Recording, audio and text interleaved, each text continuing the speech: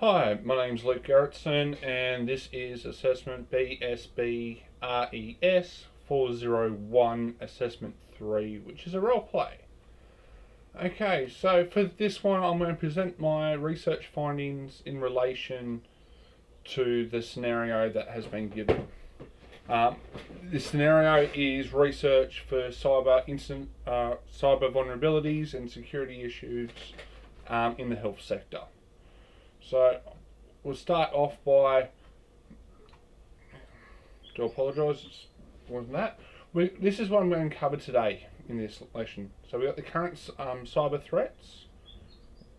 On top of that, we also have threats directly to the health sector, because they differ just a little bit depending on which institution, which sector is being targeted, how people actually target it.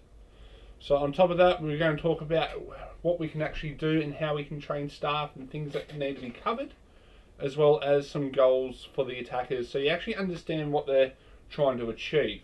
Because they're not just trying to hack the system to go, look at me, I'm important. They're actually trying to do something malicious, and I want to cover that as well.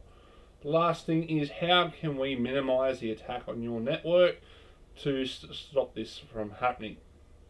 So the current cyber attacks are things like phishing and social engineering attacks. We also have the IoT based attacks, ransomware, internal attacks, which is quite bad, where you actually have a staff member of your team who you trust and pay who actually compromises your network. You know, we've got DDoS, which is a denial of service. We have some unpatching security vulnerability, which is really, really big. You've got web browsers at least every 3 weeks coming out saying you need to do urgent updates. You've got Microsoft with their Microsoft Exchange saying the same with their Exchange service, and it's still trying to work out how bad that actually is, just from a known, it's now a known vulnerability, but they didn't know about it at the time. So we'll get into this a little bit and talk about the threats directly to the health sector. We have ransomware.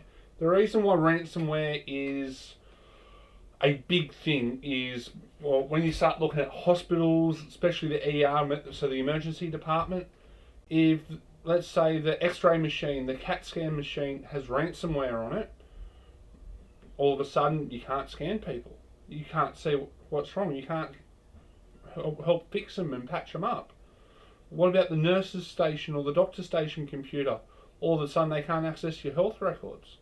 So ransomware in hospitals in particular is big dollars for people wanting to do this attack, because they will block you from doing your job, which end of the day could mean someone's life.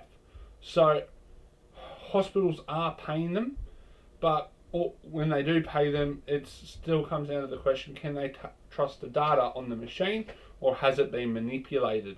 Because there's no way to know in that first initial stage without going through logs to see what was altered, if anything was. The next thing is data breaches. So data breaches is, we've lost a little bit of patient records, but we don't have their name.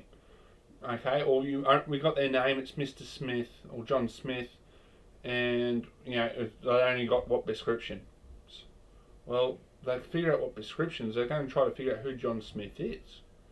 They might be after him for his painkillers. He might be a cancer patient on morphine. He might be just Joe Blow in there just to get asthma medication or something minor. You've got to treat every data breach the same. So the more scary thing is, a lot of medical centres actually have enough information to start opening bank accounts. They usually have a Medicare number, your name, your address, contact details. Sometimes they even got your email address. So, then you go, oh, we've got your driver's license on there too, for whatever reason. And all of a sudden, you can actually pretend to be someone else with the information that your doctor's has. So it can be quite scary. Can you imagine getting a bill from your credit card company about a credit card that you've never opened? On a personal loan even. Or what about a mortgage on a property that you've never bought? It can get quite scary. So the next thing is we've got the denial of service attacks. What this actually does, it stops for example, your general practitioner talking to the pathologist, or the hospital talking to a different department of the hospital. Just, think about it, they might need to send the films away to Sydney to get looked at, but Sydney being that overwhelmed, the person's called in sick, they've had to then send it to Canberra, Newcastle, Wollongong, Melbourne, somewhere else for someone to actually look at the footage, to do the report, to send it back to the doctor. Like, that can be quite bad. End of the day, that can cost someone their life. Your insider threats, as I said, this means staff. This is a staff who's maliciously trying to hurt your company and leak data for whatever reason. Right? For whatever reason, this is really, really hard to detect, because initially staff won't report this because, Joe Blow opened a file by mistake again. Big whoops. Right? Some of the insider threat is not malicious, it's done by accident. What about, you might be getting a bonus from your payroll person and they email it to the wrong person. Technically that's an insider threat. Someone inside the organisation has been a threat to it by leaking data. It's not meant to be malicious, they've just emailed it to the wrong person. So that also comes under that category as well. Then you have the business email compromise and fraud scams. Alright, these are specific threats to the health organisation. Most of these will come through phishing emails. They'll make themselves look all pretty, they'll look like they're from New South Wales Health or the Australian Health. They might even be from a university health department. And at first looks, they look legit. You open them up, you click on the link, the damage is done. So you really have to be careful. So the next thing I want to go through is how we can actually try to minimise this. So the first thing is, tell your staff what's happening in the current environment.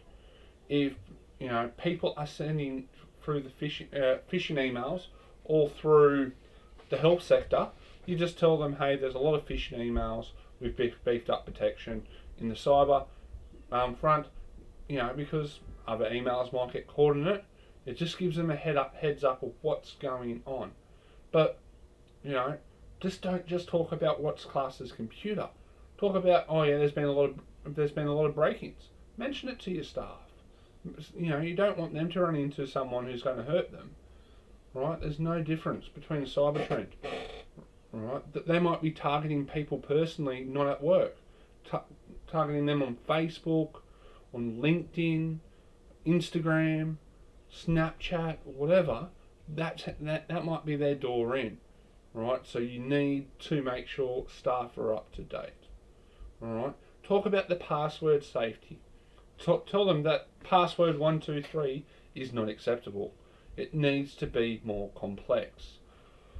Believe it or not, passwords has been a vulnerability since 1976. It was one of the first vulnerabilities reported, was password management.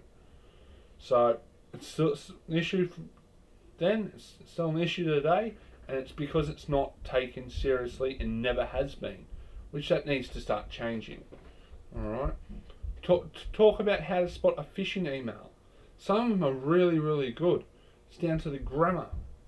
It's the only way you can pick it at first look, is the grammar. They might go, dear customer, where the organisation might always say good morning or good afternoon. Right?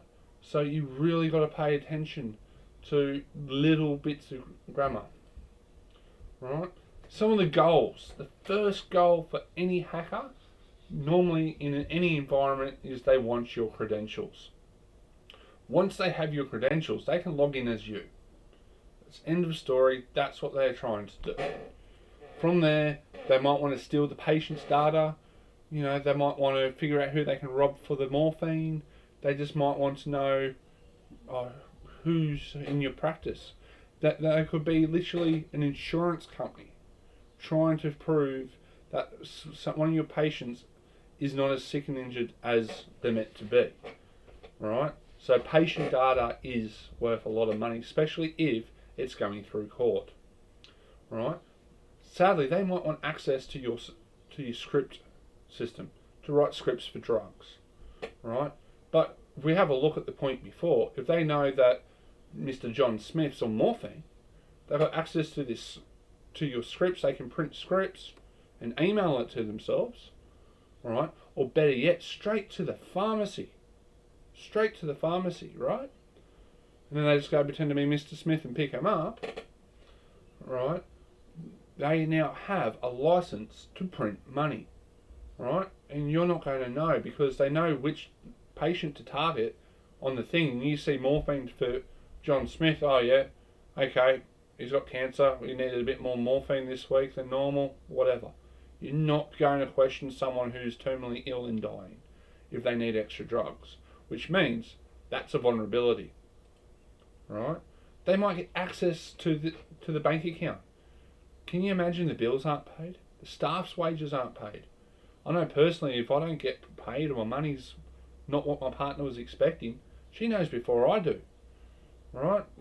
What's hit the bank account, you know, and then I get questions. Why is your pay this short this week? You told me you went to work all this week.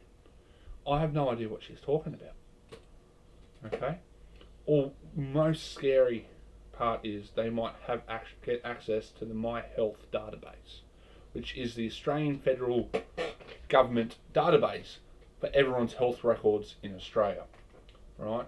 If you can get this, the amount of information that would be on that, even if you've opted out, I guarantee your date of birth, your name, your Medicare number is still on that database, right? I'm willing to bet one of my legs for that, right? Or they're after ransomware for some quick cash because, well, money's only money, life's more important, hence why they do it to medical centres, hospitals, you know, because it's quick money, alright? What can we do? Well, as I said, we've got to train the staff. That's the most important step, right? If the staff are trying to work against the system or work along with the system, it doesn't matter. As long as we train them, they will be the best form of defence. We can put some email protection in to make the job a little bit easier for the staff, so that they don't have that much that can go wrong. But it's still a chance it might miss something. So that's why the staff need to be trained. But this will make sure any known viruses, any known malicious things won't get through the email filters. We might put a DNS server in, right, which handles all the web traffic. So in case you're not aware, if you wanted to go to the Google, right, we just go google.com, right. Sadly, computers do not understand what google.com is, let alone how to get there. So what the DNS server does, it actually goes, hey, do we know this? Oh, yes, and looks it up in the phone book and says its phone number is 8.8.8.8, and that's where that request goes. Okay? But why are we talking about DNS server here? Well, if we have our own, we restrict it to only known and safe websites. Means if it's a new website that has not been approved because it's not known about, people won't access it. Which means if I have a server over in the Middle East where it's nice and cheap, or Siberia, or Africa, or anywhere I can get one, it's not known. I'll give it, the only web address I can get's really long and weird, right? These are really big flags. But what the DNS server will do when you try to request to go to that, look up the number and go, I don't know about this. I don't know. It's not safe. It could be. I don't know. And it will stop the web traffic. Which means my virus, which is waiting for the request from you clicking on the link on the email to download and install, will not work. Which is just one layer of protection. Okay? We have a firewall, which is like a bouncer at the front gate. We set him up to inspect everything that's coming into the network, right, from websites to everything. Okay? The reasons why a lot of these will cross over, so though an email has gone through the email protection, right, it's got a malicious link which then's relying on the DNS server, the email protection's already had a look at it, and it's gone, it's not in my database, I don't know if it's good or bad. The firewall looks at it and goes, it's a web link, I don't know about it. Alright? It's giving you many layers of protection. Okay? Many layers. Alright? So, this is just a quick little snapshot of this presentation. I can go into a lot more detail, but one of the things I'm going to do is I'm going to email everyone here today a survey. It would mean a lot to me if you guys could fill it out and explain, tell me, give me a bit of feedback of how I've gone. But if you have any questions, you can either reply to the email that I'll send you, or you can just let me know and I can answer it the best I can now for you. Why have you chosen that particular recommendation? So, as I was discussing before, the reason why I have chosen these particular recommendations to start, right? This is not the end all, this is just the starting tip, is because the more layers of protection that you have, right, keyword being layers, the more protected you are. You don't go out into the middle of the snow without layers. You might have a singlet on, t-shirt, jacket, coat, because you're in the snow. You just don't walk out there bare-chested in board shorts and thongs. You rug up, you put a couple of layers on, so in case something happens to the outer layer, you can take it off, right? It might rip. The outer layer might rip, might get too wet, and not doing its job. You can take it off and you can still have a chance of keeping warm. Safety on the internet is no difference. The more layers you have, the better it will be. Okay, that's all it comes down to 100% is having layers. Is there any other question? How often do we need to train our staff, and is it only the staff who use computers? That's a very good question. So, personally, I would have staff training every 6 to 12 months, going into a little bit of depth about what's going on. If I go back a couple of slides.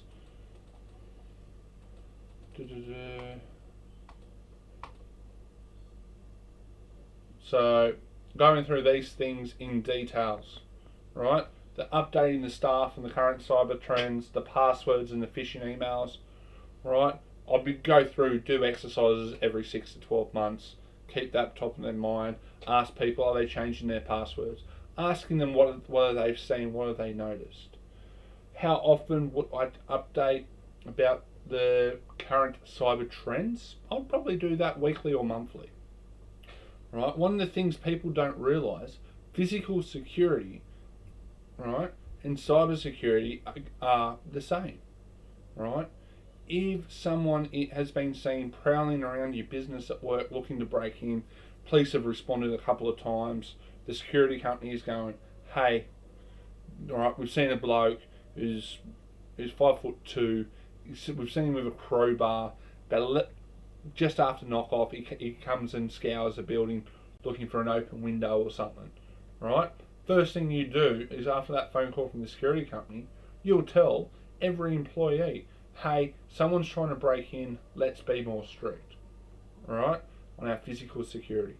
Cyber security, you do the same, but you just go, hey, every week, you go, right, hey, is there anyone had any issues with phishing emails, right? The more you talk about it, the more aware people are going to be, and the more people talk about it, the safer your business is going to be and all your clients. But this is all I have time for today. Thank you very much for your time and have a lovely day. Bye.